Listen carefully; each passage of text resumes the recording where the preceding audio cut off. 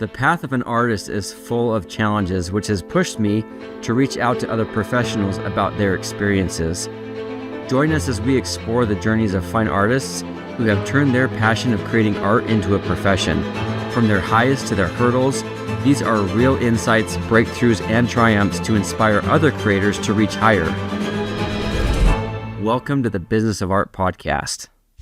All right, everybody, welcome to the Business of Art podcast.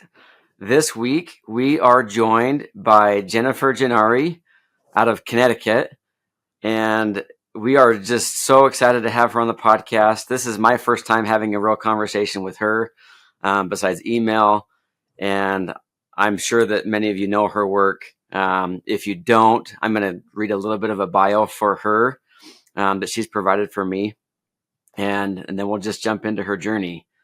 So, Gennari is a classically trained artist. She graduated in 2005 from the Ringling College of Art and Design, and that's in Sarasota, Florida, correct? Yep. Okay, perfect. And then in 2008, she left for Italy to study at the Florence Academy of Art, where she spent 3 years abroad studying classical realism under Daniel Graves. She's been painting animals since 2014 and is driven by a deeply rooted passion to elevate and legitimize the life we have with them. Jennifer is one of the first contemporary artists to focus entirely on animal painting and the first to spotlight the alla prima method centered on capturing animals with the life, drama, and integrity of a traditional human portrait. There is a breadth of individual emotion and personality inside each portrait, as if their soul was captured within the paint. Her work is the definition of labor of love. Jennifer teaches a weekly class with Drawing America and has provided tutorials on the steps to creating a portrait, which you can purchase and watch at your own pace. Alongside teaching, Jennifer has an ongoing commission call, which allows clients to reach out at any time of the year to get their beloved animal painted. Jennifer's work has been used in television and movies for HBO, the History Channel, and she has received a variety of awards throughout her career. So that's pretty awesome, Jennifer. Again, thank you so much for being here. And we're thrilled to learn from you and your experiences. And so I would say, to get started, we want to hear your journey. How did it begin? You know, when you were little, and then progressing all the way up till now, and we'd love to hear all about it. Sure. Well, it's great to be here. Thank you so much for having me. Yeah. So I'm somebody who has done art one way or another my whole life. I guess most every kid does when they're a kid. You know, you're always playing around, drawing, painting little things. And I was somebody who just really held on to that. And I don't know, what would it have been for me? Like maybe I was like 6 or something, and Disney released like The Little Mermaid, and I was like obsessed with it. I was so obsessed with it. And so that like just literally began my entire passion for art, because it was like the weirdest thing, I think, for somebody to say. It was fantastic for somebody to say. My mother, like, I had wanted to go and see it. So like I was a kid, and of course didn't understand that if you see a preview for something, it doesn't mean that you can go and see it immediately. So right. She just for some reason said like, well, if you're that excited about seeing like the characters, like, why don't you just draw them? Like, I think that that's such a weird thing to say to a kid. I mean, it's fantastic, but I mean, just like, what a response. And so I was like, oh, cool. Okay. And I literally just from that point on drew like every day, and, got really into Disney, and then would have my mom buy me those like art of books. And just, maybe, the Barg method of drawing and painting, or rather the Barg method of drawing, where you just sit there and you just like really try carbon copy everything that you're looking at. Yeah. I was kind of like unknowingly doing that with Disney stuff. Like I would open the book and turn a page, and anything that was on it, I would just copy it. And anyway, like long story short, these drawings weren't incredible, but like I was having a ball, and that was how I ended up at Ringling College, because at the time I had found out that that was kind of like a career path that you could go to Ringling. Disney seemed to like that school. Okay. Or I'm sure there were many, but I knew of Ringling. So I became an illustration major there with an intent of working for Disney. And Wow. I wasn't, I guess, disillusioned isn't really the right word, because I think that kind of sounds a little bit negative, but just sort of like while I was there, I just sort of decided I didn't actually want to work for Disney. I just didn't really know what I wanted to do. I started enjoying painting. I had this illustration teacher, Sean Barber, who's still a working artist, and he's out in LA Okay. tattooing. That's what he does now. Well, both tattooing and painting. But he was my illustration teacher first, and he got me into painting. And I was like, oh, you could do painting with illustration. I mean, it was just, there was so much I didn't know. Like, I really didn't know anything like that you could do illustration in or art in whatever you wanted Yeah. and whatever medium you wanted. So when he had said that, like, it was kind of like, it really clicked with me, and I just started painting instead. So I wasn't great at that, but I liked it a lot. So when I had my job after college, I was working at Hallmark cards, illustrating for greeting cards. So I was doing Okay. that, and then I didn't like it very much. I think Hallmark, I always tell everybody, like, Hallmark is, I'm assuming still, a great place to work. Like there's a good community, and like they really seem to take care of their people. But it was just not for me. Like it was like, just like how I had this feeling of like, I want to do art when I was 6. And then like kind of had this feeling when I was in college. It's like, I don't think Disney's for me. I got to Hallmark and was like, this is definitely not for me. Interesting. So at the time, I had a friend who was already at Florence Academy, and had asked me, like, they were like, if you, or had said, like, if you love doing this, just come here, like, learn how to do it better. And so I literally did that. I just quit, and then packed up my stuff, and then went to Florence for 3 years, where I learned well, I always say I learned how to do, or I learned how to paint the way that I paint now. Yeah. But, being so on the other side of that, like just sort of being out in the world and meeting people and teaching students. A lot of people say that I kind of don't have a Florence Academy style, which never really dawned on me until somebody had said it. So Hmm. there's certainly the entire foundation of what I do came from Florence Academy, but I think I kind of ended up inadvertently turning that into something, I guess that was more me, like something I was a little bit more naturally inclined to do, which is like the Alla Prima work that I do. Yeah. But yeah, that was kind of like the whole back end journey of like how I just sort of kind of like landed where I did. Because like when I got back from Florence Academy, I started working for Jeff Koons, and that was interesting.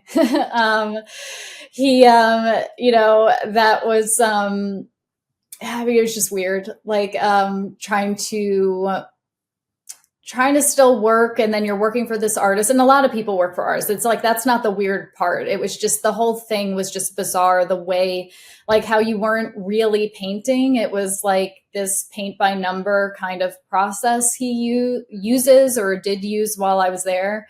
Interesting. um so it was a little mind numbing, you know, it's like, it was literally just like a bunch of stencils and colors that matched, and you just kind of colored it in. And then in a few months, an image emerged. Wow.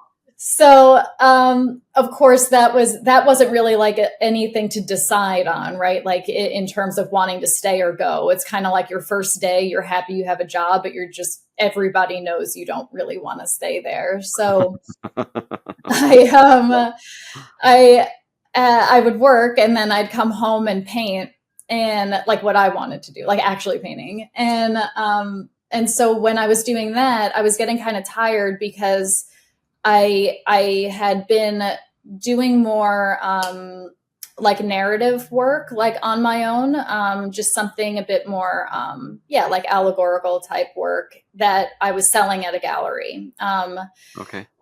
That was just a phone call I had made where I guess I kind of lucked out. Like there was this gallery that I knew of because when I was at Florence, a bunch of people would go out to the Hamptons in the summer, and I would do that just to meet up with some friends. And just like across the street from where we would meet, there's this gallery that I then became familiar with, which actually now I'm thinking about it, I'm totally forgetting the name of. It might come to me. Um, Okay. but like, anyway, so that was that phone call. Like I had done a bunch of work that I felt pretty proud of, and showed it to them, and I worked with them for just like a few years. Okay. And that was a little bit more in line with Florence Academy in the sense of it being figurative work. Um, and because I was doing that so much, it was just all this amounts to me just being really tired. I was getting tired at the end of the day of painting people. I was getting tired from working for Jeff. And so I had painted an animal for fun, and decided to post that online. So when I like on Instagram, and that was actually like really, I was nervous doing that, just because it just felt like different. I hadn't at the time seen anybody really doing anything like that, like posting animals. Like I'm so far away from that. I can't really even speak to what I was so nervous about, but I posted it and I was like, okay, let's see how this goes.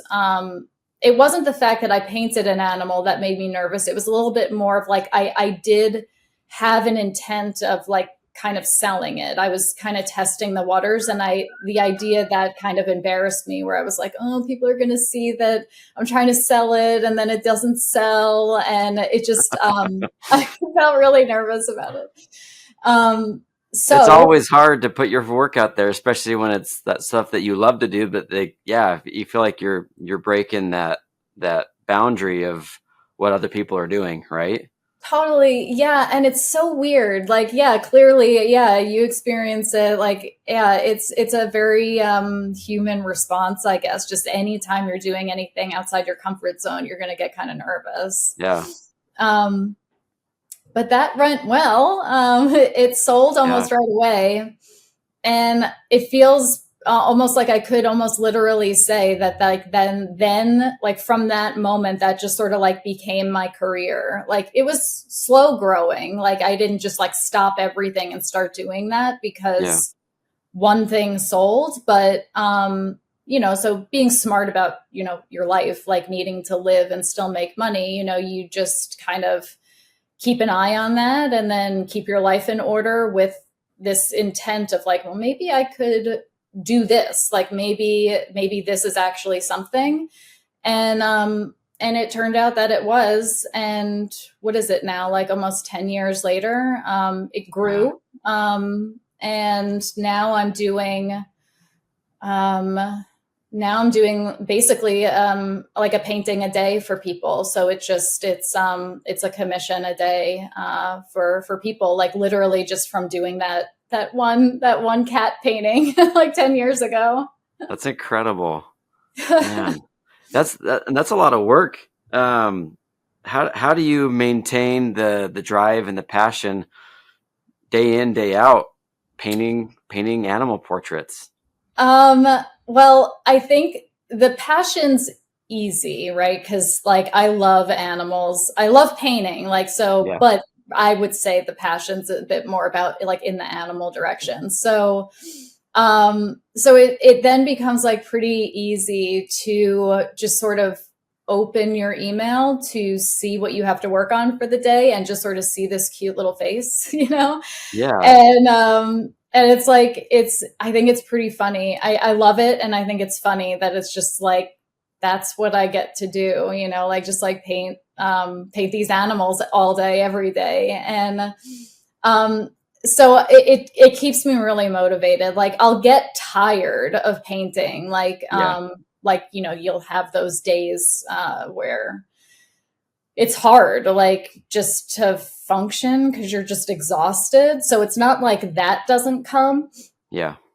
but um but I have to say I'm just like I'm really not bored of it. I have this weird fixation on animals. I adore them, and now that I'm doing so many for people, where it's their animal or their animal who passed away, you know, I think it just sort of really grew into something that feels like I don't know if it's like grand to say, but like it, or I don't know if it's right to say, like I don't know even know if it's the right word, but like it feels like this service that's being provided, like beyond a product. Like Yeah. people, you know, reach out to me with like some like stories with their animal, and then you know, like just what it means to them, and then there's just all these like follow up pictures and really touching stories of how they were like, you know, dying to get the portrait, and they were so happy that it arrived in time, and they like showed the animal like literally like the day before it passed away. And Oh, wow. I know, and they're just like these really really touching stories, and I really appreciate that I can like do that for someone, and that like I get to kind of share in that little moment with them. And it's just like really rich, you know, like I have a real heart for animals and people who love their animals. Like I love that I can see that in people. And so when it's just so like love filled, like it's pretty easy to keep your passions up for just kind of getting to go into the studio and do that every day. Yeah. Yeah. As an animal painter myself, and I'm typically more wildlife. I do occasional domestic portraits and things like that. And I can see that correlation there as I've Mhm. worked with people on. Typically, it's like a memorial of their animal, Sure. and I've had dogs, and I've got a couple dogs and some cats, and we've got chickens, and we've got like the funny farm here, um, at our place. And but when you're around those animals, they and they become a part of the family, and they become a part of you. You get these memories and these connections, and I can Mhm. see, um, they just they just become like one of the family. And They absolutely do.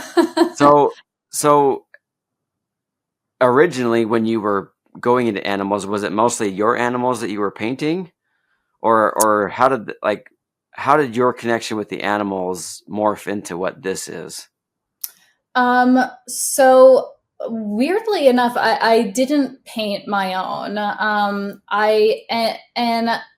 I guess the reason for it was intentional, not intentional to not paint mine, but what I had chosen to paint was intentional, which was a Sphinx cat. And I had decided on that because I hadn't really, I mean, I'm not totally sure, but I'm pretty positive I hadn't actually painted an animal up until that point. And I thought it just made sense because I had been painting people, and you know, then that way it was this kind of easy way of dealing with different anatomy, so that animal anatomy, but there wasn't any hair to paint. So it was sort of like almost like the exact same skill set of painting a person. Like it's just a different type of skin on a different type of animal. Yeah. So it felt like a really easy way in. Plus, it was really nice to just explore different colors as well, like wit on, well, period, but also like on skin. I love color actually. I speak about it a lot in like my classes and stuff. So I'm somebody who like kind of just like sees color everywhere. So Yeah. the point is that like there's a ton of color you could find in any human type of skin, like there's a variety in like by like person to person.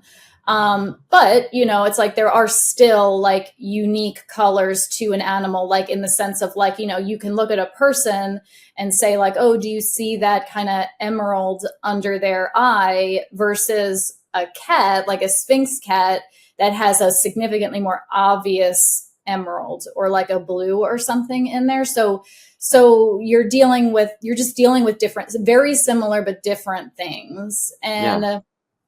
And so I just thought that was a really nice way into that. It felt like an easy little stepping stone. And then, and I was getting those photos from this girl, Alicia Rios, who at the time was taking, I'm not sure what she does now. I think she's really deviated from animals. I can't really speak to what she's doing now. Anytime she pops up in my feed, I noticed they're not animals. But Yeah. at the time, she had done a great little series on Sphinx cats. I Hmm. loved these images, so I had asked her. I was like, "Can I like paint some of these?" So she was great, and she said yes. And Yeah. so I pulled them right from her, and then really just like since things really kind of started taking off from there right away.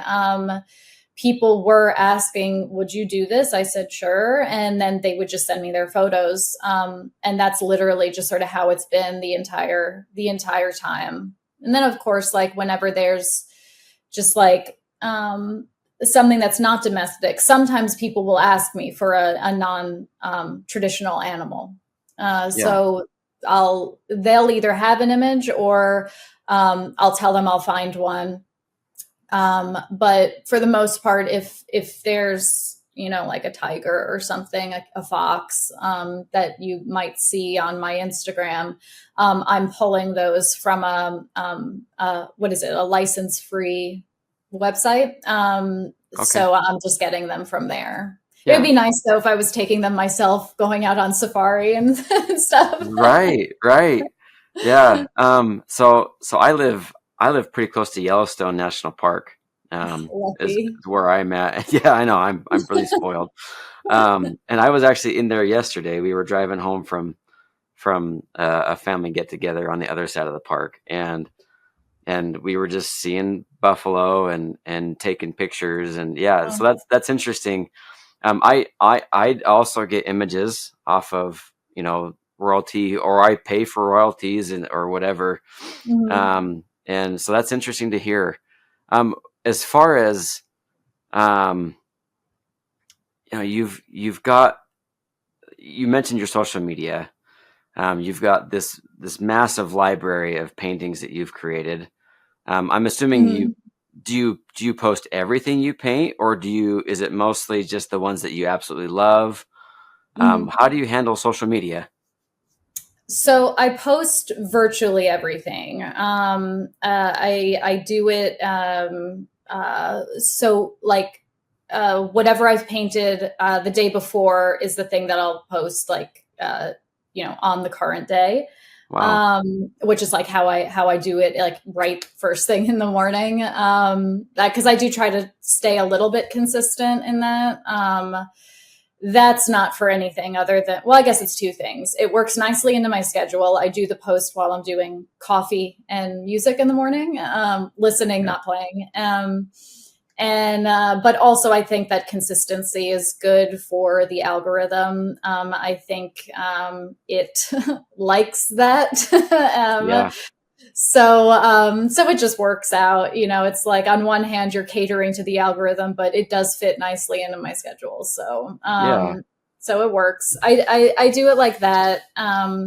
But sometimes there are some I won't post, and it's not because I don't like them. It's either it's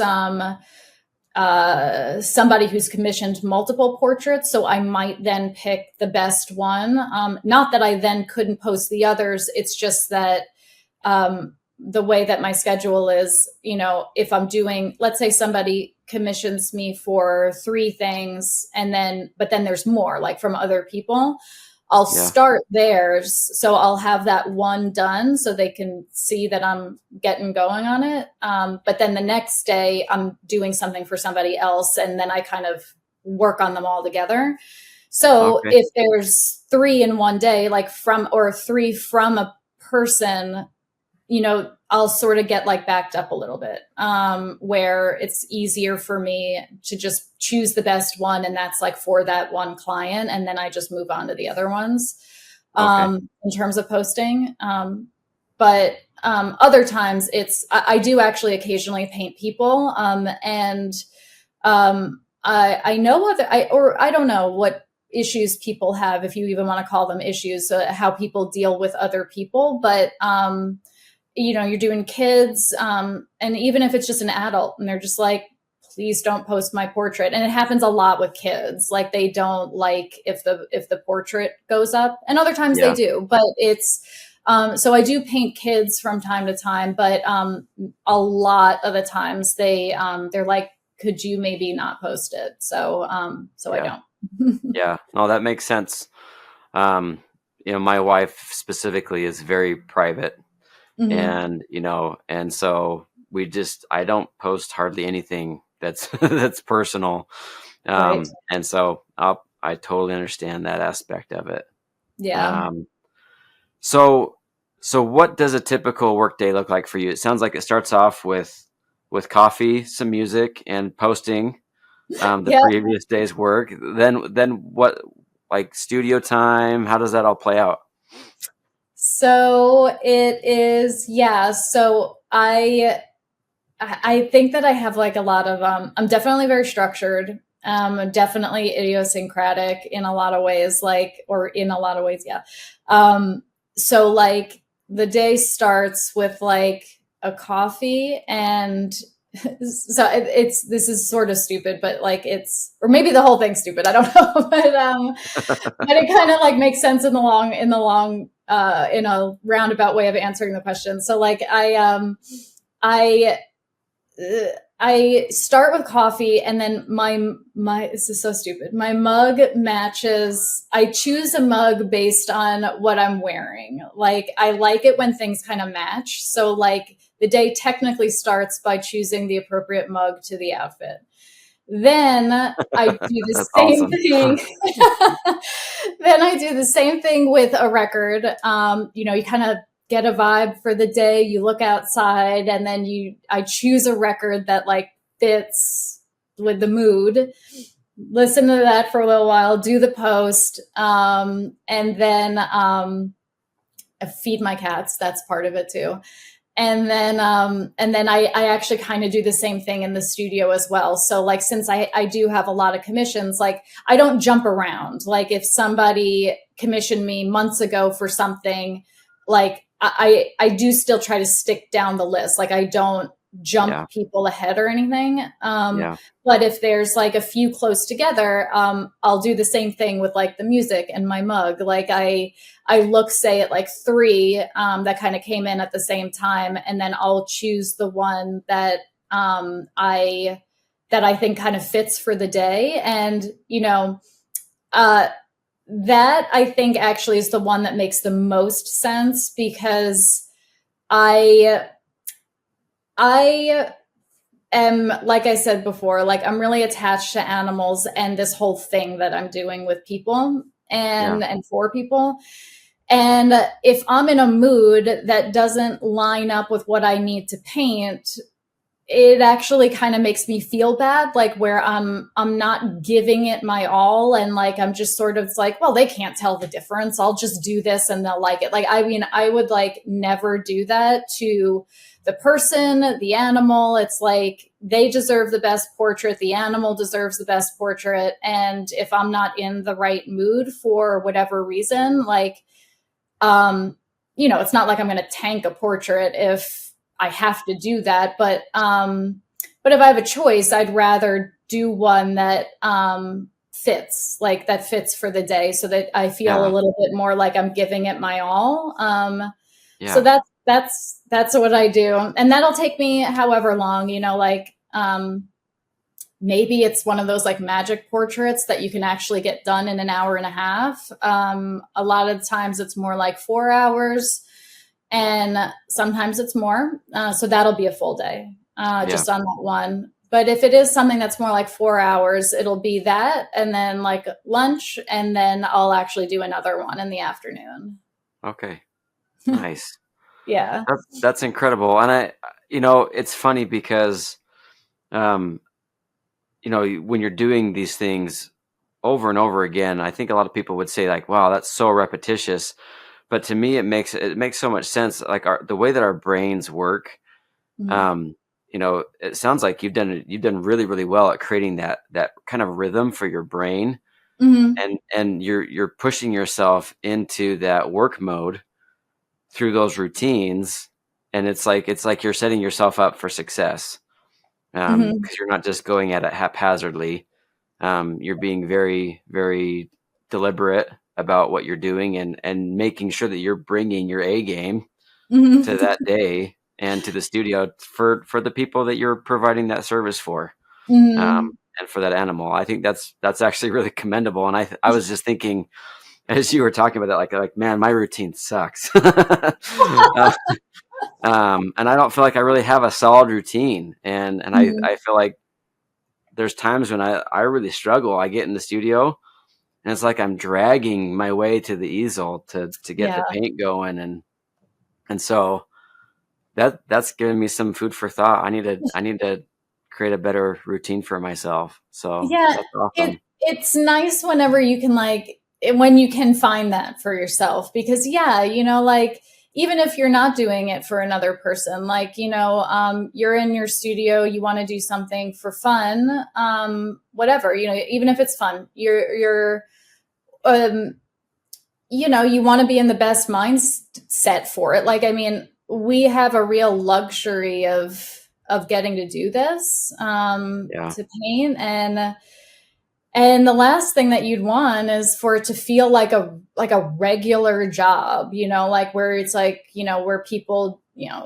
hate sitting in traffic, and then they hate their job, and then they hate the coffee they got, and then they can't wait to come home, and it's like all you're doing is just like wishing your time away. And Yeah.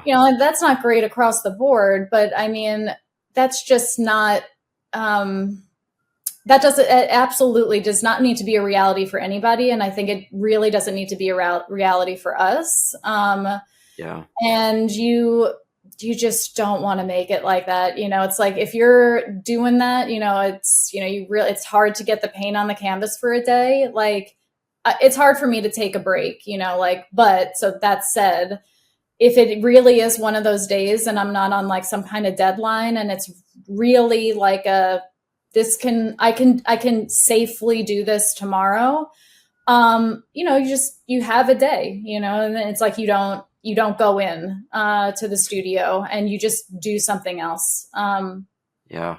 which is good all around, right? Like, it's great for your painting, it's great for your mind, and um, I think a lot of people have this kind of mindset on this, but when it comes to art, I think a lot of people kind of, or the way I think about it anyway, is that like life, or rather art, is your life, and then like what happens in the studio is just kind of like the tail end of that. Like, it's like you're painting the rest of your life, like, and there's nothing really for you to paint if you're not living a life. So it's like, Yeah. um just great across the board. It's like, don't do that to yourself. You're having one of those days, like, just think about it as just like general enrichment and inspiration, like go to Yellowstone and just like take a look around.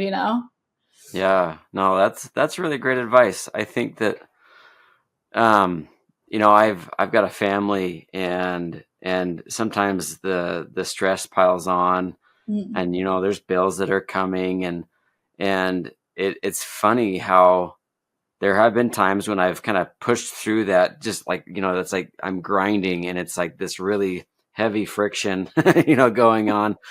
And Yeah. and in the end, it's like, yeah, I got some work done, but man, that wasn't any fun. It Hmm. was kind of miserable.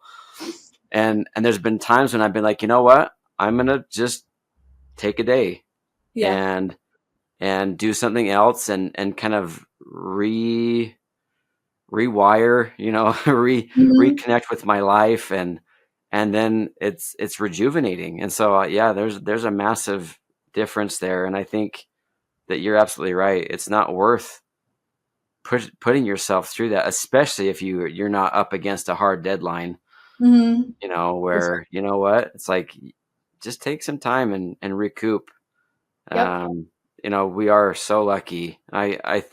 Sometimes I was a high school art teacher for 8 years, before I went full time with the art. And luckily it was an art teacher, but still, you're dealing with apathy and all the other things that go on at a public high school. Sure. And I have to stop and like pinch myself occasionally, be like, Mark, you're not in front of 25 kids that are screaming and all sorts of crazy. And I it's sometimes I find that I'm ungrateful, but then I wake up and, yep, I have it pretty dang awesome. Yeah, for um sure. yeah, so no, that's really great advice. So I would love to hear about kind of your process. Do you sketch beforehand? And I haven't seen a lot of your videos, and it sounds like you do a lot of teaching online. But I would love to Mhm. hear kind of how your process starts. Just walk us through that a little bit. Sure. So what I do is I um, really like, well, maybe if it's not mine, like if it's not like my own thing, well, no, even if it is mine, I kind of do it this way. So like, let's just talk about it like a commission, because like I said, I think they really, I kind of do exactly the same thing. Yeah, I'll look at what I have to paint for someone. And so when I'm finished painting for the day, I'll see the few that I need to do, and or like I said, like so that I have like some choices. And um, sometimes I choose at night, sometimes I don't. To keep it easy or more streamlined of an answer, let's say I know exactly which one I'm going to do yeah, for the next day. I will sketch that in the house at night. So I just sort of sketch that small. Like I've got a ton of like this hand torn like Stonehenge paper that I bought. Well, I think probably yeah, like probably like 12 years ago. I mean, I bought like a wow, ton of it, and so it's like just getting put to use. Like it just, I mean, it's like a huge stack. So I just like take one of those and I just kind of sit and like relax while I'm watching TV or something, and then just draw that thing out. And that's a really simple drawing, like, accurate but simple, like as simple in the sense of it's like all I really need is like kind of like the gesture, all the important turns of the contour, shadow shapes, and obviously to like set the lighting and show the form, which then in turn is the likeness. And so, yeah, it's just sort of like those like really bare bones things of what's going to go where. So that yeah. way that's just done. And So do you? Sorry to interrupt you a little bit. How big are these drawings? Are they just like a 5x7? Like they're how big small. are they? Like the paper is an 8 by 10. So yeah, Okay. like the head on it might be more like what you said. Yeah. Yeah. Okay.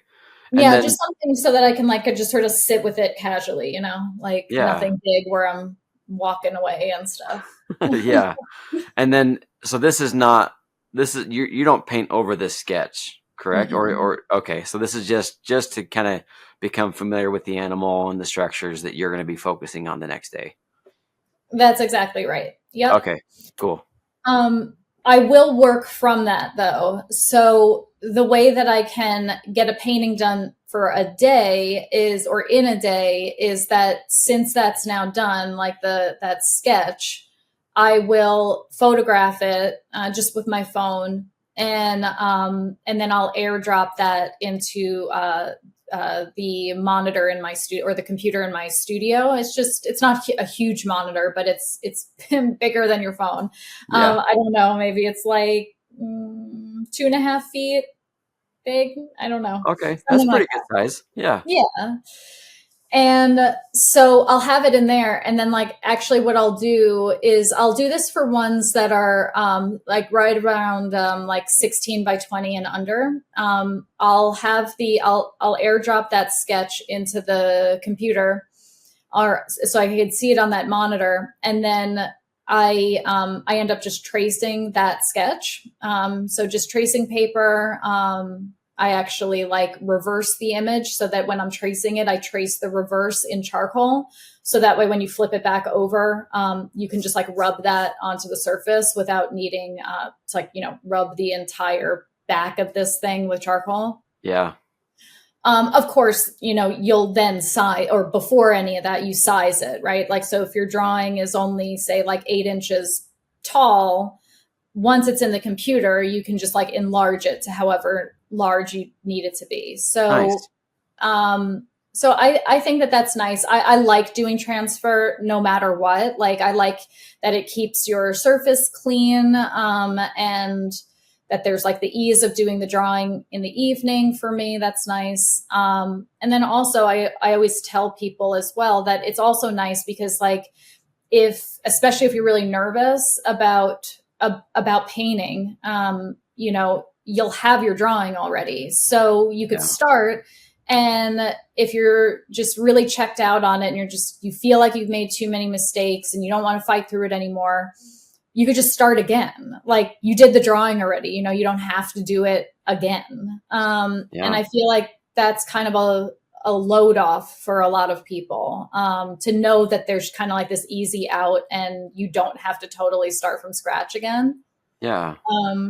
But I'll do that, and then from there I'll just start painting. So and then that'll, more times than not, that'll be an alla prima painting. Yeah. Okay. So, even just to be a little bit more detailed, when I'm doing an animal portrait, I typically start with the eye and I kind of work out from there. Like, Mm-hmm. do you have a similar approach, or like how do you build that painting? Mm-hmm.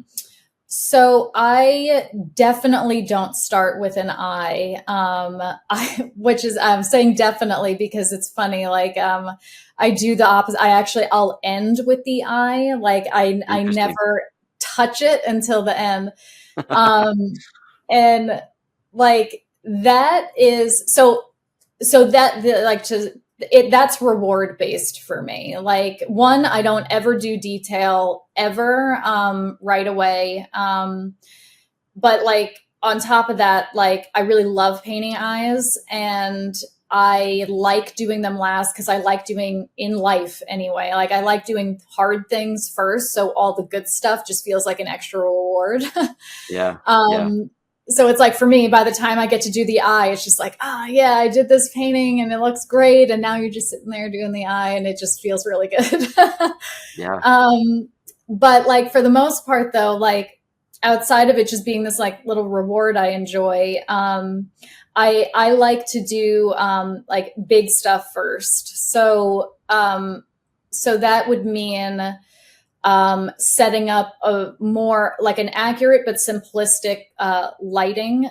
And for me, at least, that doesn't necessarily mean that you need to like do your shadows and then do your lights. Like, Hmm. you'll get the lighting impression just from doing the shadows, like the direction and maybe not the intensity, but you'll get the direction and the form.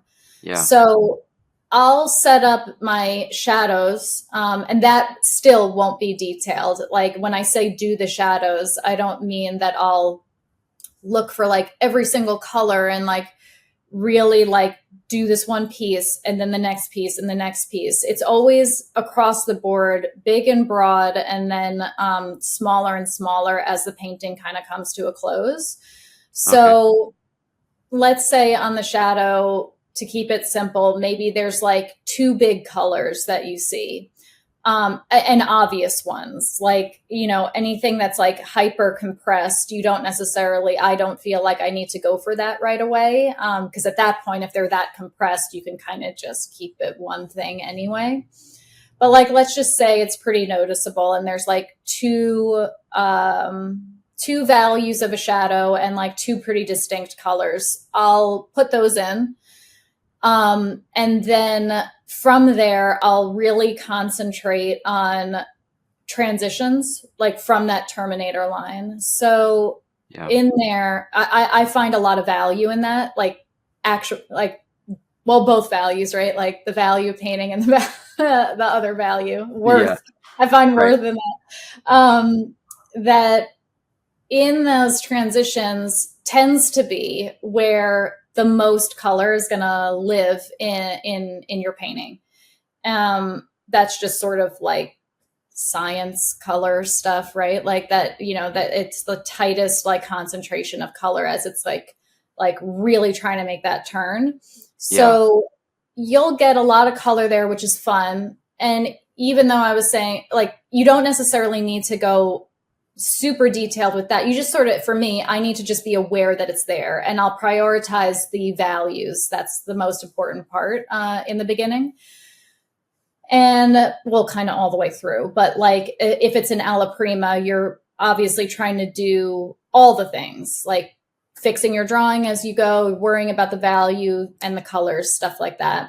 But with that, that's why I'm saying like, for me, I would prioritize value there, still doing color, but trying to keep an eye on all of those transitions color-wise that you're looking at in that Terminator line, but then also prioritizing the value of them. So that's where I'll live for a lot of the painting. Like it takes a while, like that's the bulk of the painting for me, is worried about the line quality of that. Because if you really want to be aware of your sharp edges and your soft edges, because that demonstrates light flow and like just, anything specific to the anatomy of whatever it is that you're drawing, right? Like the softer edges are like the big broad shapes. Sharper edges tend to be like hard turns, and that's showing you all of the stuff that's going on in a face, animal face, human face, whatever. Like that's the specifics to whatever it is you're painting. You'll really catch that with that attention to line or contour in that shadow, or really every other shape that you're going to be painting. Because I always tell everybody that like the second that you're identifying a value change, like a value change and or a color change, something is happening in that part of the portrait or whatever. We'll stick with the face, that part of the face, something is happening there. There's like a shift in form, probably. There's some directional change. That makes sense. That's exactly right. So if something's happening, that thing is going to have a shape. So even like, so outside of even just worrying about the shadow shape, like just the big stuff, every time you're identifying a change, because you need a value, a color, that thing is also going to have a shape. And then that shape is going to need attention to which parts of this shape are hard and soft. So I'm really thinking about that stuff, and I'm thinking all across the board, but again, in that like mid-range, right around that Terminator line. And then after that, I'll move over to the light side of whatever the face, and really try to establish that intensity of the light.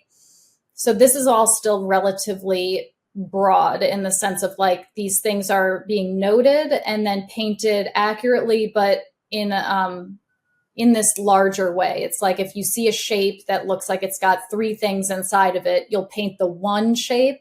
And then after the whole thing is established, shadow, mid range of values, light, then I loop back around to the shadows and get more specific where it's like, well, this isn't just this one color I observed in the shadow. There's quite a bit more going on in here. So then maybe that's where you'll take that one shape and turn it into three and then locate those colors as well. And then break the whole painting down in that way. And then do as many loops as you want. Yeah. Yeah. No, that's really helpful. It's interesting how different some people approach work. Like I said, I start with the eye and I kind of finish as I go, and it looks really goofy Yeah. early on because it's like I've got this really well developed eye and there's nothing going on around it, and but there's a lot of right ways to do it, and that's one of Mm-hmm. the things that as I've been listening to and interviewing other artists, there's a lot of right ways to do this. And I think, Mm-hmm. it sounds like you leave that detail work for the end as your reward. Mm-hmm. And for me, it's like I feel the opposite. Like when I can just start laying down the paint in those big strokes and get the palette knife out and throw in some texture, Yeah. like to me, that's where I have the most fun. And Mm-hmm. so it's like getting past those nitty gritty details early on because I'm more patient at the beginning, and then Yeah. I'm like, okay, now I can just kind of throw the paint around a little bit more and be a little bit more free. So Yeah. um, yeah, that's interesting. That's Yeah, great to no, hear. and I think it's great, like, and it's I think very important to flag up the fact that people work very different ways, I tell people a lot, like, because a lot of, and maybe you've been aware or around people like this as well who have a real concern for like muddy and chalky colors, and their concern is because they've been told they have it in their head that these are bad things, like it's bad, chalky and muddy colors are bad, right? Right, And I always tell people that they're absolutely not bad. Like they're beautiful and necessary. Like you need to have, like, you can't just have a painting that has gorgeous, saturated, like luscious color everywhere. It'll just be flat and kind of crazy. Like you right, need to have a balance of them both. And that the reason that it's say quote bad, like what you'd want to be aware of is that what's happening is that it's a great color, or whatever, say color, it's a great color in the wrong spot. Like you just need to put it in the right place. yeah, So the point is that like all of these things are good. Like, the way that I work, you work, anybody works, like none of these things are good or bad. They're just, we've figured ways out that, or figured things out that work for us. And, the only reason it would be bad is if, maybe you're trying to learn something and you don't quite understand why somebody did what they did and you're just kind of copying it and then it just doesn't work for you. Like, so it's not that their process doesn't work. It's just maybe you didn't quite understand how they used it and why they used it. Or maybe you get it great and you just don't like it and it doesn't like work well for you. Like it's just not a way that you feel confident about executing something. So, all of these things are great. And I always dislike when, because you'll still find things online of people saying like, don't do this. And like, the one thing I always tell people, it's like maybe the only thing you'll want to do when with oil painting is like, you kind of always want to go dark to light, not the other way around. But then I'll always say, it's like, but you never know. Like you're going to meet somebody who's like, I always go light to dark. And then you look at their paintings and they're gorgeous. And it's like, well, I guess there are no rules because that works. right. Yeah, no, I love that. I love that perspective because I've run into some artists, and or yeah, you see something online where these people have these rigid ideas like Mm-hmm. this is the law, and they're Mm-hmm. like there's some like art bible somewhere. I've never seen it, but apparently Totally. there's all these laws and rules that, like, if you don't follow this, you're doing it wrong. Totally. And like it's so frustrating. Yep. Like, I don't know who these art gods are, but I don't adhere to them. Yep. I um know. yeah, Totally agree. yeah, that's so refreshing. There really are no rules. and Hmm. and I think, some of those grays and those muddy colors, and then you put in just something that has a little bit more intensity. It's crazy how these beautiful grays, these nuances of grays, and then with a little bit of, like, even a mild color pop, is all of a sudden it's like it's singing, and it Hmm. harmonizes beautifully and unifies. And um no, it's Oh, it's just, fantastic. yeah, putting it in the right place. And it, once you understand how to work with oil paint, how you work with it, and then using it in a way to describe what you want to describe, like, that's the beauty of it all. And we all kind of have that journey to figure out Hmm. what that is for us. And yeah, maybe there's some really muddy or chalky colors in there, but, Hmm. like, if it works, it works. And Totally. and thank heavens we're not all doing it the same. um I know. It's so true. Yeah, and that is what you'd get. Like if there's those rules that you have to follow, that's what the work would turn into. It's like everybody would just be doing the exact same thing, and um yeah, it's interesting. Like, I mean, I can't, especially coming from this atelier background, yeah, it's the first thing that I can think of is that, like, there is a very specific way to work when you're there. And and honestly, I think that that's appropriate. It's like, if there's ever a time for rules, it's when you're in any type of school, right? Like, you need that foundation, you need to understand what you're doing, and maybe it's not the time to deviate. I mean, of course you could play around a little bit, but, like, as long as you're kind of returning to what they're teaching you, like, yeah, that would be the time to do it. Like, that's and so the point is that, like, the work all looks exactly the same, varying skill levels, but, like, the work all looks exactly the same. And I think what's kind of sad about the atelier system, and maybe it's not even the system, it's just kind of, I wish that it would be highlighted more that, like, it's that's the time to follow the rules. That's the time for the work to all look the same, because this is you developing as a skill as an artist, and you're basically just doing a bunch of homework. Like, it's all going to be the same. yeah, And the thing is that, like, I think that they don't, somehow or another, it's not understood, or maybe it is, but it's a skill that's not cultivated, where you're supposed to do more than your homework. It's like, yeah, you did that already, and you leave an atelier, or you leave a college, and you're still so tied to these rules because you don't really get it, and it's not your fault. Like I said, it's not cultivated. You don't realize that you're actually allowed to play. It's just that was not the time for it. But kind of like, now you're free, like, see what people are doing and play around and yeah, generate unique work and whatever. And I think, unfortunately, a lot of people get stuck there. Like, it's like, but this is, like, how you do it, though. and right, and then before you know it, it's like, you have the same kind of work as 200 other people, and you've been doing that for 60 years, and just sort of feels a little dull, and there's just so much to experience and play around with. It's like, don't you want to do more?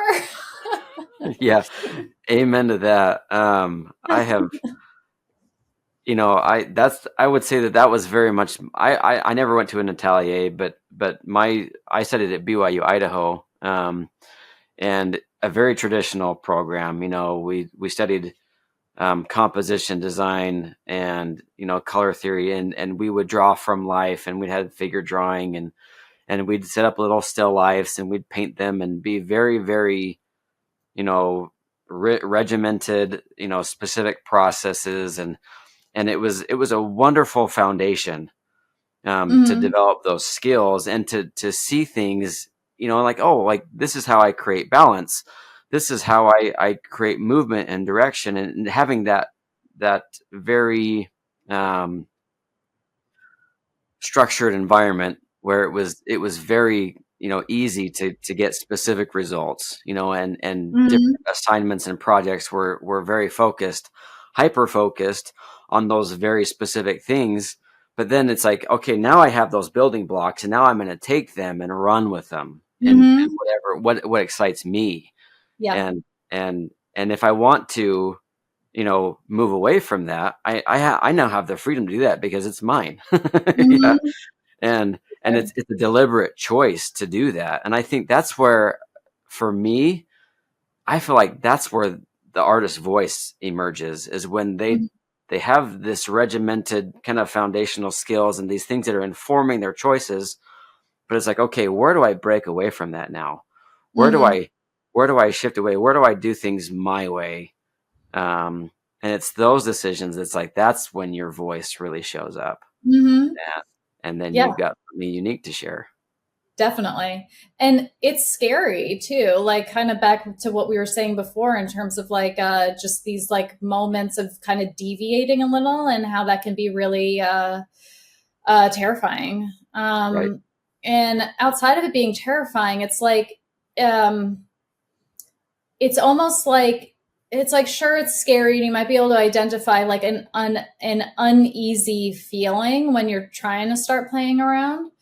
Um, and like yeah it's just it's really it's a bizarre place to be in when you're like experiencing this desire and like this growth in you, you know, like because it just sort of I don't even know how to say it, like it takes a weird amount of time, a weirdly long period of time to like actually realize you could even do it. You know what I mean? Like, Yeah. you know, because it's great what you're saying about like just, you know, to be able to play around and like just really experiment and like really get into it, like just like really feel like you're doing art and like trying to express your voice and everything. And it's so wonderful, but also one of those things that you could easily say it's like easier said than done. And Yeah.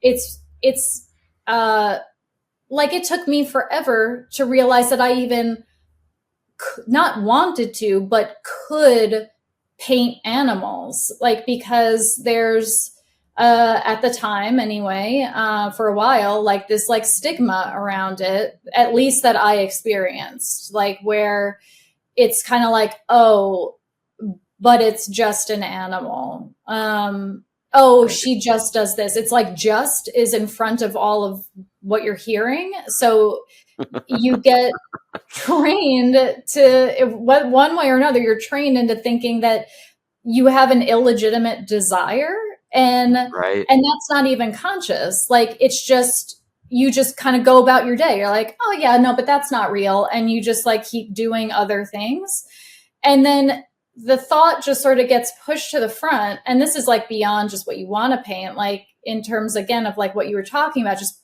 playing around, like, you know, you could have a set of colors on your palette and then see that somebody just had a different one, and then all of a sudden it's like you're just like, but am I like allowed to use that one? Right. And Right. then it just sort of sits there for a while, and then you just keep looking at it, and one day that color just kind of comes at you a little bit more, and you grab it, or you decide maybe but I don't know, I like doing animals, or I like that color, or I don't want to draw that way. And like somehow you just kind of, it just becomes more of a conscious thought that you can kind of try to crack the door open to a little, and then you do it and you're like, that was fun, but that wasn't real. And it's just, it's like, it feels like it's not real. It's this insane hurdle to get over, to just be like, you don't have to draw this way. You can paint whatever you want to paint. Play Yeah. with the colors you want to play with. Like, it's all fine. Yeah. So it's not even like an issue of you being your own worst enemy. It's like, it's just the subconscious, like, battlefield that you got going on up there. And all of a sudden you're just sort of like, oh yeah, I can like put green on my palette. That's cool. Right, right. Well, and it's funny. I think as I look back on my education experiences, and it's funny. There's like whether it was a critique in college or a specific class where one, the teacher railed on a kid for doing something, and it's like that's ingrained in your memory. Like I can't do that. Like I can't go there. And Totally. like and it was this one-off experience that never happened again, but it's imprinted in our brains, and it like creates this barrier Mm-hmm. from going that direction. And it's Yep. interesting, and we might not even remember what that thing is, but it's like, well, yeah, it's like, you have to mix your greens. You can't put green out of the tube on your palette. Like that's like that. It's so garish and ugly, or whatever somebody says, and it's like, Totally. yeah, it's just funny how we have these experiences that shape our mental way of thinking about it, and yeah, they become these crazy weird barriers Yep. that keeps us from really growing and exploring. Yeah. So that's Totally. I love this conversation because I've seen that in myself, but I see it in so many. Like if I'm ever trying to teach somebody something, it's like, well, can I? Yeah, it's like they're asking for permission. It's like, I yeah, know. you totally can. you know, Yeah. Totally. there is no like Zeus God. He's gonna throw lightning at you for Yeah. touching that green or whatever that is. Yeah, Totally. Yep. yeah. I know. It's wild. I know. Oh, And it's absolutely, as made clear from this conversation, like, it is not a beginner thing. I mean, you could be advanced in the sense of like having a 50-year career, and at some point you'll just wake up one day and just be like, oh yeah, why didn't I do that? Like, it's just like you'll never not have a realization on whatever it is. Like, it's absolutely not a beginner issue. It'll haunt you forever. right, right, right. And maybe it even gets worse over time. Where Mm-hmm. we kind of get set in our ways, and we've Mm-hmm. got these walls that we've kind of created ourselves, and Yep. and then when you get to the point where it's like all of a sudden you're kind of at a dead end, and or maybe you're just tired of what you're doing, and you have these rigid rules, Mm-hmm. and maybe you're too tired, or not in the right mindset to try to break it down or Totally. move out of it. Yeah. It's important too, also, like, just for your own like health, like for your art, like, I think it's actually pretty easy to spot an artist who has kind of fallen into the ways in which they like to paint. Yeah. Um, and in the sense of like it being their way, and that it's really run its course with the artist to a point where they're bored, and Yeah. you don't want to be bored. Like, you don't Right. want everything to be new all the time. That's too much chaos. You don't want to be totally settled. That's boredom. Really want to live somewhere in that middle of a little bit of chaos, a little bit of familiarity. And I think that that's the thing that really keeps things like fresh, and it'll rejuvenate you as you go. Because it is, I think it's pretty easy to spot somebody who's gotten bored. And because it's in the sense of like, if it's somebody, not maybe not personally, but like where you're familiar with their work, Yeah. you never want your best work to be behind you, like where Right. you are looking back at your career, or not even personally, like you're watching somebody evolve, and it's not like, well, I don't like their work anymore because it's changed into something else. That's great. But it's more like, I like the work that they did 10 years ago because they're doing exactly the same thing and it's now getting very bad. In the sense Yeah. of like, you can see that colors have, um, uh, I don't know how else to say it other than like, it looks like a regress, like that. It's like the Yeah. work might still be good, but it's work that would be good if you were like a second year student. And it's like, you've been in this a little too long, like what's happened here. And Yeah. I don't think that it's anything other than that they're very bored. Like they know the system, they do the system, and it's like there's another painting, and it's scary because if you're not conscious of that, which I think it would mean you're not conscious of it if you're doing that, right? Because nobody wants their work to look like that. Like Yeah. being unconscious of it is very scary, I think, because you don't actually realize the work is getting bad. And then ultimately, your skill set is starting to suffer because you're just kind of doing the same thing over and over again, comparing yourself to the thing you did before. And you're like, yeah, that looks like the thing I did yesterday. And it's like, that's not a good comparison. Yeah. You Yeah. know? No, our brains are so good at automating things that we do on a regular basis. Mm-hmm. And, those neural pathways become highways, super highways, so that we could, you know, if I were to go and paint, there's a lot of things like mixing color, like I don't have to think about it, especially Mm-hmm. if I'm not changing my palette at all. Mm-hmm. It's like somebody will ask me like, how'd you make that color? And I'll have to like stop and think like, wait, okay, I took the white and I took the red and then I add a little bit of yellow and then a little bit of the black, and it's funny because like you don't even, it becomes so automated and Mm-hmm. and our brains just naturally will do that just to conserve energy. Yep. And so that's kind of like the wow, physiology behind what's going on is because our brains are doing that. But if we're in autopilot the whole time, yeah, we're not growing, Mm-hmm. and we're gonna get bored. Like there's no way around that. Mm-hmm. So is there something like, or maybe even recently, something that you're trying to do to keep it fresh? Like, do you have an example of maybe some of the things that you're doing to keep that going for you? Well, I would say for me, I have a couple of things going on, right? Like where it's teaching, of course, does keep you quite fresh because like the way that you're doing things needs to be in the forefront of your mind because like to what you're like, how do you make that color, right? Like Yeah. people ask all the time.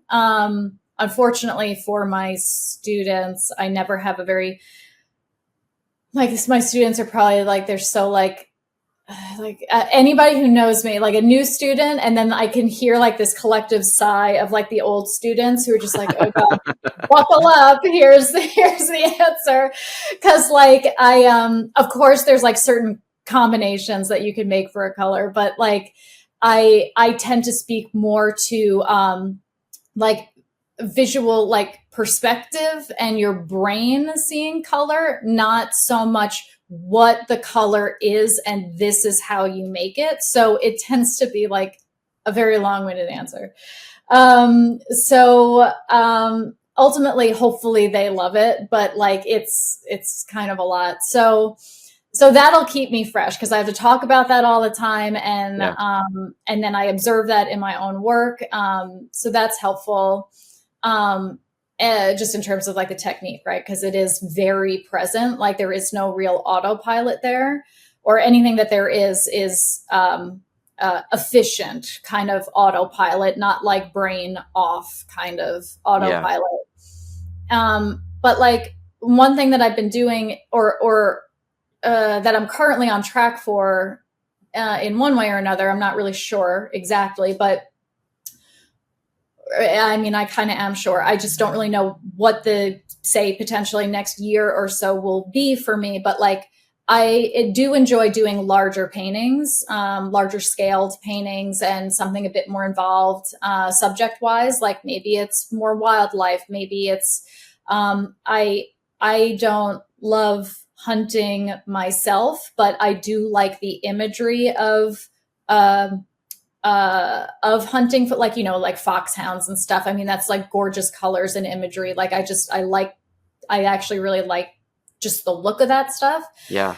So I think probably like a downside for me, I don't, it's, I think it's a fact. It's not great, or maybe it's just sort of part of it. I don't know. It's just like doing commission work. I've become very conditioned to knowing I am getting paid for my time at the easel. And when that's not the case, I've been having a very hard time doing paintings for myself because they're for myself. And it's a little irrational because every time I've managed to kind of break out of that and do it, somebody comes out of the woodwork and wants to buy it. So it is irrational, but it is a bit of an unknown that I'm not used to dealing with. So, I mean, that just seems so weird to say. Like, I mean, it just seems, you know, I don't love saying that, right? Because it's, you know, I think I'm very lucky that I know that I can get paid for my work and stuff, but it does generate a problem for me that that feels a little bit like a little shackle on me, because I just don't really work that way anymore presently. Yeah. Being aware of that, I am trying to figure a way out of that. And I think I'm going to start working with an agency where the focus will be larger work. So this is all to your question of like, you know, kind of staying like fresh and not getting bored. Like I've identified something I want to do, like grander compositions, larger work, larger scale work, and acknowledging an issue that I have, like the way that I'm used to working now. And I feel like if I work with an agency, there's a bit more of a, I would stand a bigger chance of having people who want those larger scale works, the more expensive works, and feel confident going through an agency and not spending crazy amounts of money through Instagram to somebody they don't really know, right? Yeah. And I'm hoping that kind of gets me over the hurdle, where that'll really invigorate me, like, because I'll be right on track with what I want to do, like still doing animals, but in this different way that I know I'd really love, and kind of clearing that like financial hurdle where it's like still a little bit of an unknown, but you know, a little baby step in the right direction. And then maybe after that, I won't work with the agency anymore, but that's kind of just like what I'm thinking pretty seriously about doing. And that definitely is gonna, I mean, it won't be a totally different direction by any means, but it'll be different enough that I'll feel extra excited. And also, you know, it'll be a little bit different in terms of what I'm painting beyond the animal, you know, so it's like I'll have to get those gears turning again of like really getting into composition, definitely more so than I am now, and how to handle landscape. And, you know, things are always different when you're doing one figure versus multi-figure. Like you don't paint things the same way Right. across the board, right? So it'll just sort of get those wheels turning again, and I'm pretty excited about that. So I think like for people, you know, you don't have to make like big moves like that, but it might be really nice to do something similar in the sense of like, if you kind of feel like you're going a little dull, just try to kind of maybe even if you're like me and maybe you need to do a little bit more like a baby step, maybe do it like, you know, well, what if we take this thing that I've always been doing? What's something I've always wanted to do with this that I'm a little nervous about doing because maybe you're rusty or you're not sure if you could paint it or whatever. And just to kind of like spend some time really challenging yourself in like a vein that you know you want to do. Like, so that way you're like really committed to it. Like, and just the act of needing to problem solve something so beyond what you're normally, like what you're used to, I think will really just sort of shake you up enough that even if you're like, nope, I hate it, and then you just go back to doing whatever the other thing is that you've been doing, you're going to have activated something in your head that will translate back to your comfort zone, I think. Yeah. No, I like that. And it's funny because of, and I don't know, I geek out on the brain science stuff. I've just learned a lot. I listen to a lot of podcasts and stuff, and I'm always learning about how to kind of work with your brain. Mm-hmm. But like our brains are so set, like we get these ways of doing things, and so we're kind of fighting against our brain, and like our brain's like, no, like this is where we've been, come back, and Mm-hmm. we're gonna get all these reasons why we should stay where we're at. But then the problem is that we just get in that rut, and it gets dull and Mm-hmm. boring. And so if you can keep some of that familiarity, but just shift a little bit, that makes Mm-hmm. sense. And that way you can start moving that direction without having to fight your brain so hard. Yeah, because then that's ego also, right? Like, Yeah. Yep. because it's like if you're like, I'm gonna just do it, and then you do it, and honestly, you wouldn't even really have enough respect for the thing if you think that you could just do it. So it's like it shows a little bit of a lack of understanding of the thing that you're really trying to chase. But also, inevitably, you're going to fail at it Yeah. one way or another. You'll fail at it because it's so new, and then you're going to get frustrated, and you got your ego in that, and you're just like, well, I guess I'm just bad at that, or whatever it is. You experience a negative emotion, and you're just like, nope, I'm just not doing that. Back to doing whatever portraits. you know? Right. um, Yep. Back to yeah, the baby comfort zone. steps. So I want to shift gears just a little bit. On the business side of things, I from an outsider's perspective, I look at your social media. You've got a massive social media following. Your bio you sent, you've had some really cool things, like, your work has been in movies and other like that's really cool. How do you handle the business side of the art? Because I think there's so many artists that are out there that they want to paint, but they're like, man, I just don't care to do the business aspect. And how do you find the balance? And what do you think are the most important things to do business wise to be Mhm. successful? Yeah. Uh, I don't know, honestly. Like, I think a lot of what we're talking about is important, like I mean, you can always tell when somebody's doing work, no matter what it is, that it was in one way or another a labor of love. Yeah. Meaning that like you were kind of in the thing for the right reasons. Like, nobody wants to be around a try hard, like that's like it rings as inauthentic, Yeah. and it rings as inauthentic, and ultimately what I think happens is like people identify that, and then the work isn't going to resonate. Like it just, there's a huge disconnect. It's like this weird thing that people can sense, and they don't like it, and they don't want any part of it, and that's certainly not going to grow your career. Yeah. So I think that you do ideally need to care about what you're doing, which sounds like yeah, of course you need to care about it, but weirdly, it's like I think people just sort of want like a quick thing where just like, well, I can paint and I'm gonna just do this, and then they get frustrated when it's not working, and it's like, well, because like either you're great and you just didn't spend enough time doing it yet, and people don't realize that it's potentially an extremely long journey, years and years, decades, right? Or you're actually not really doing great work because all you're doing is copying like other work that you like, and then you get frustrated and you're like, well, why isn't mine selling? It looks exactly like blah blah blah. And it's like, well, but because that's why, like, they're just buying it from the other person or whatever.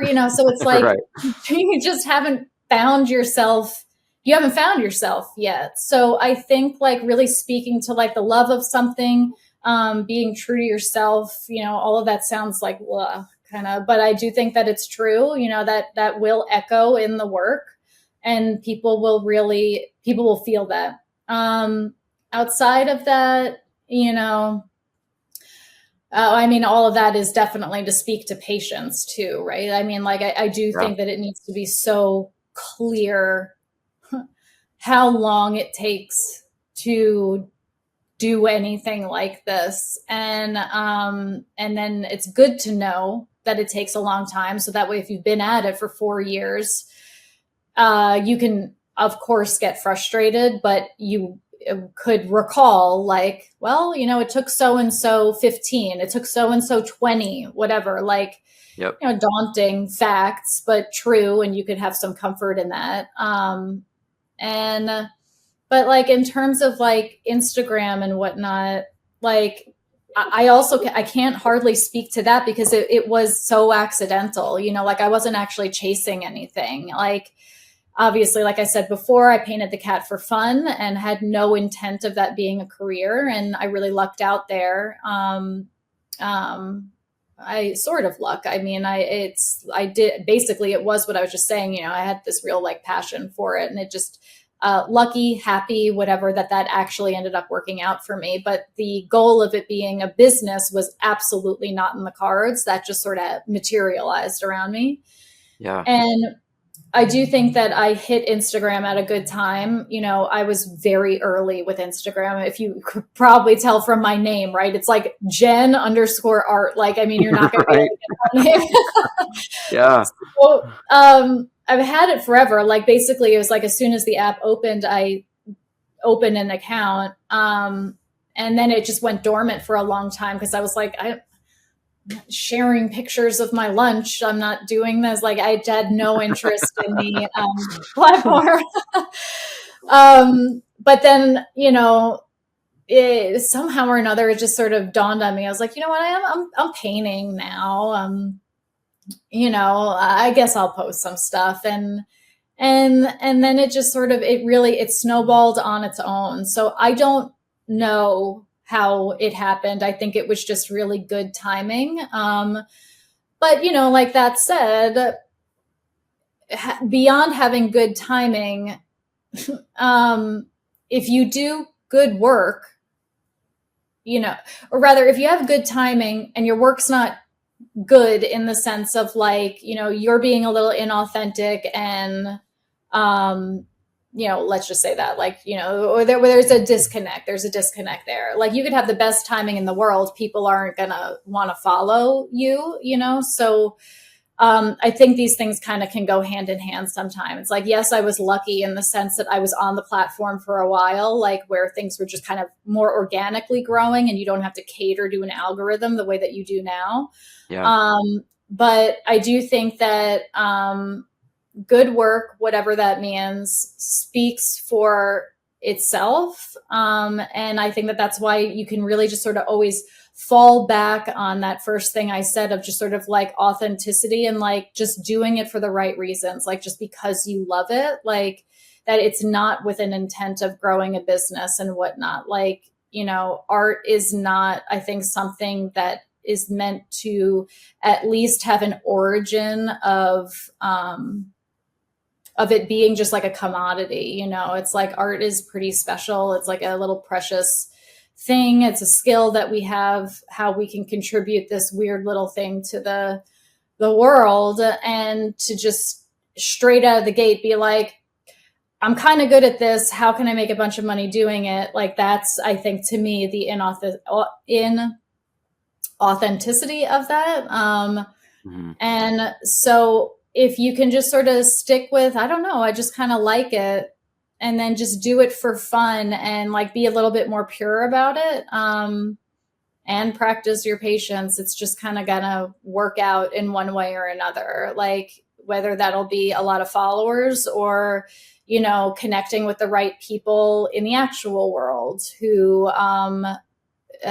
connect with the work and then want to sell it for you, or however that works. But Yeah. I don't know. I don't really have a great answer for it because, like I said, I was a little lucky with how it just, one thing kind of led to the next. But, I mean, I guess also I was paying attention to it, like, I guess I was pretty decent of understanding things that were going on around me and knowing what kind of turns to make.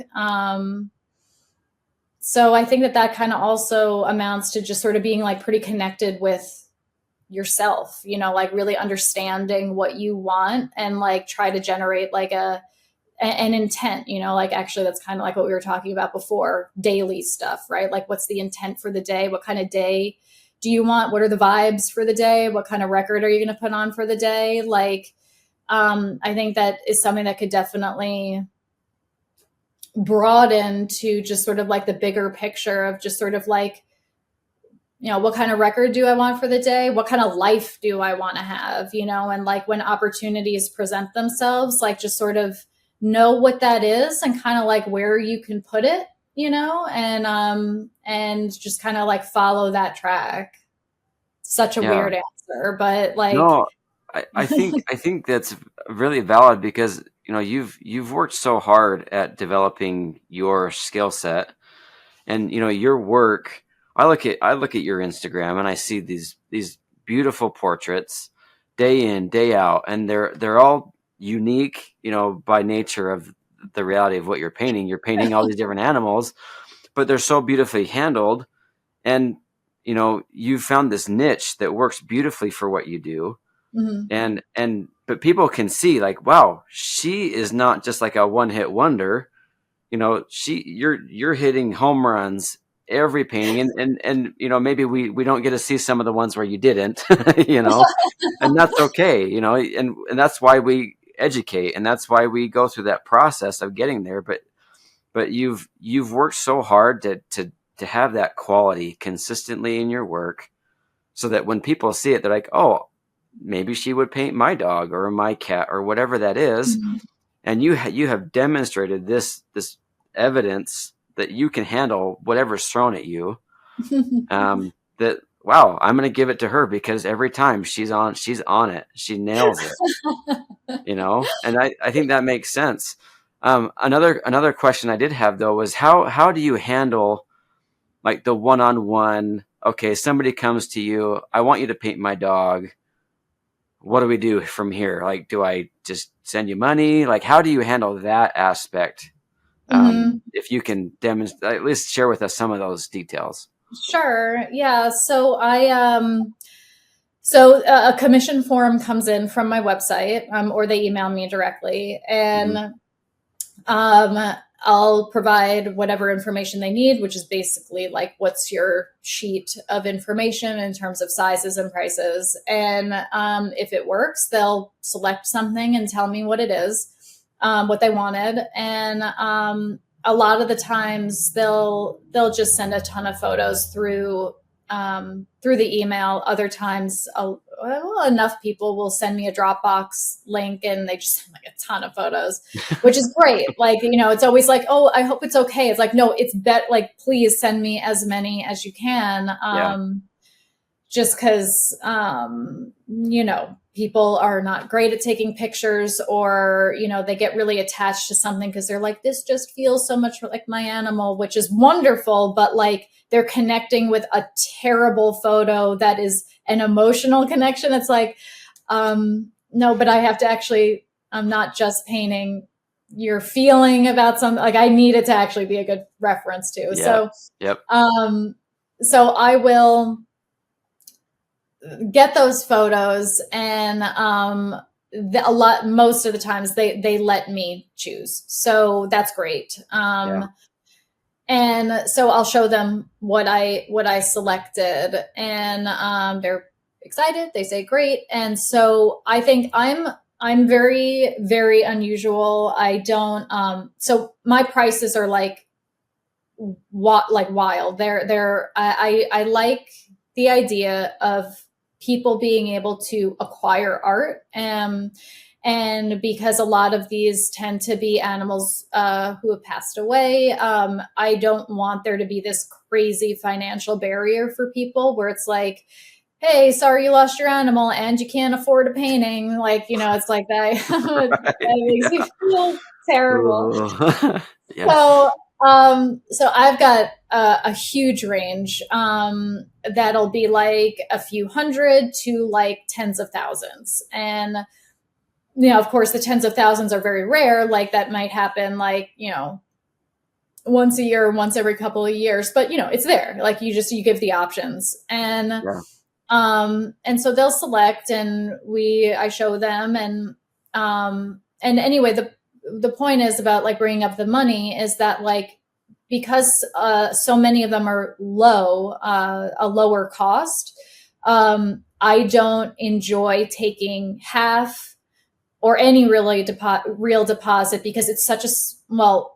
I don't want to say it's such a small amount of money because it could be quite a bit to some other people, but it just doesn't make sense to split up a number like a lower number. Yeah. Plus, like I said, like I'm pretty fast as well, so even if we split it, it's gonna be done like tomorrow at the latest. So it's like, why are we splitting the payment? Yeah. Yeah. So they tend to they pay in full, but like what I do, and this would be scary, and I think probably not the best advice for people starting out.